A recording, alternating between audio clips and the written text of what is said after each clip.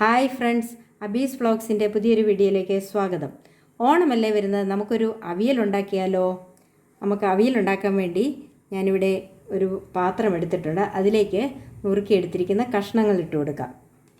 കഷ്ണങ്ങൾ ഞാനിവിടെ കുറച്ച് ചേന എടുത്തിട്ടുണ്ട്, അതുപോലെ ചേമ്പ് എടുത്തിട്ടുണ്ട്, കോവയ്ക്ക, ഒരു ഏത്തയ്ക്ക,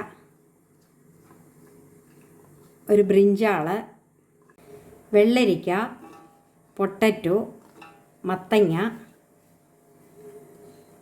ഒരു ക്യാരറ്റ്, ഒരു കുറച്ച് മാങ്ങ,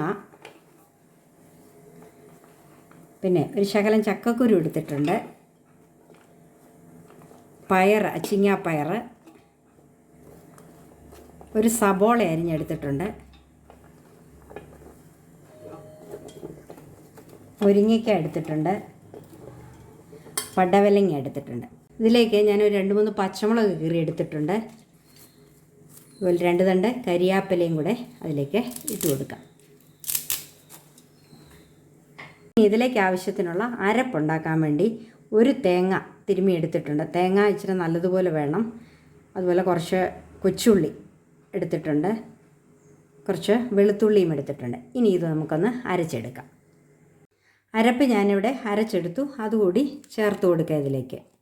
ഞാനിതെല്ലാം ചേർത്താണ് വയ്ക്കുന്നത്. ഇതൊരു കോട്ടയം സ്റ്റൈലിലുള്ള ഒരു അവിയലാണ്. കാരണം ഇച്ചിരി ലൂസായിട്ട് കിട്ടത്തക്ക രീതിയിലുള്ള അവിയലാണ് ഈ വെക്കുന്നത്. മറ്റേതല്ലെങ്കിൽ അരപ്പ് പിന്നീടേ ചേർക്കത്തുള്ളൂ.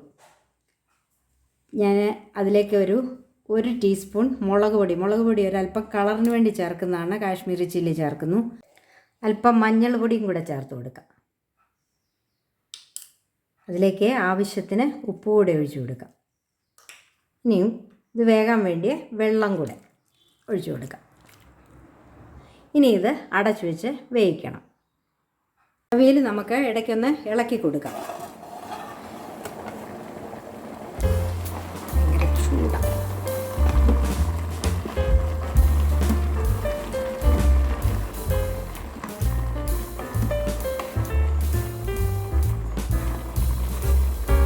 ഒരുമാതിരി വേകാറായിട്ടുണ്ട്.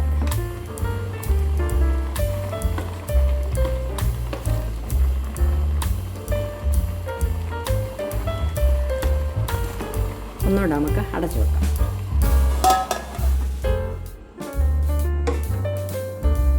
അവിയൽ വെന്തോന്നൊന്ന് നോക്കാം.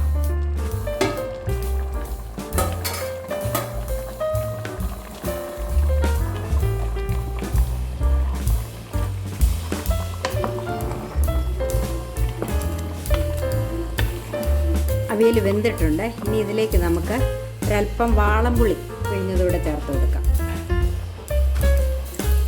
ഓൾറെഡി കുറച്ച് മാങ്ങ ചേർത്തിട്ടുണ്ട്, അതുകൊണ്ട് കുറച്ച് പുളിയുടെ ആവശ്യമേ ഉള്ളൂ.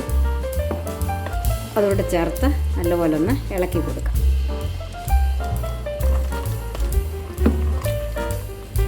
കഷ്ണങ്ങളെല്ലാം കണ്ട് ഇവിടെ വെന്തു. ഇനി ഈ സമയത്ത് ഉപ്പ് പോരെങ്കിൽ ഉപ്പും ചേർത്ത് കൊടുക്കണം. അവിയൽ വെന്തോന്ന് നോക്കാം. അവിയൽ നന്നായിട്ട് വെന്തിട്ടുണ്ട്. ഇനി ഇതിലേക്ക് നമുക്കൊരല്പം വെളിച്ചെണ്ണ കൂടി ഒഴിച്ചു കൊടുക്കാം. ഞാനിത് എളുപ്പത്തിലുണ്ടാക്കുന്നതാണ്, കാരണം അതുകൊണ്ടാണ് എല്ലാം കൂടെ അരച്ച് ചേർത്ത് എല്ലാം കൂടെ ഒന്നിച്ച് വെക്കുന്നത്. അല്ലെങ്കിൽ കഷണം വെന്തിട്ടാണ് അരപ്പ് ചേർക്കേണ്ടത്. അതുപോലെ ഇത്രയും വെള്ളം ചേർക്കത്തില്ല. അത് ഈ പത്തനംതിട്ട സൈഡിലൊക്കെ ഉണ്ടാക്കുമ്പം ഇതുപോലെ വെള്ളമില്ലാതെ ഉള്ള അവിയലാണ് ഉണ്ടാക്കുന്നത്. സദ്യക്കൊക്കെ കണ്ടിട്ടുണ്ടല്ലോ. പക്ഷേ ഇത് കോട്ടയം സൈഡിലേക്കൊക്കെ ഇങ്ങനെ ഈ ഇച്ചിരി ലൂസായിട്ടുള്ള അവിയൽ, ഇത് നല്ല മീൻകറിയൊക്കെ കൂട്ടി തിന്നാനായിട്ട് നല്ല ടേസ്റ്റാണ്. അപ്പം എൻ്റെ വീഡിയോ കാണുന്നവർ ഇതൊന്ന് ലൈക്ക് ചെയ്യണം, കമൻറ്റ് ചെയ്യണം, ഷെയർ ചെയ്യണം. അതുപോലെ തന്നെ സബ്സ്ക്രൈബ് ചെയ്തിട്ടില്ലാത്തവർ ബെല്ലൈക്കൺ ഓൾ പ്രസ് ചെയ്തൊന്ന് സബ്സ്ക്രൈബ് ചെയ്യണം. ഇനി ഇത് നമുക്ക് വാങ്ങാം. അപ്പോൾ നമ്മുടെ കോട്ടയം സ്റ്റൈലിലുള്ള അവിയൽ ഇവിടെ റെഡി ആയിട്ടുണ്ട്. വളരെ ഈസിയാണിത് ഉണ്ടാക്കാനായിട്ട്. അപ്പം എല്ലാവരും ഇതുപോലെ ഒന്ന് ട്രൈ ചെയ്ത് നോക്കണം. ഇതുവരെയും വാച്ച് ചെയ്തുകൊണ്ടിരുന്ന എല്ലാവർക്കും എൻ്റെ നന്ദി.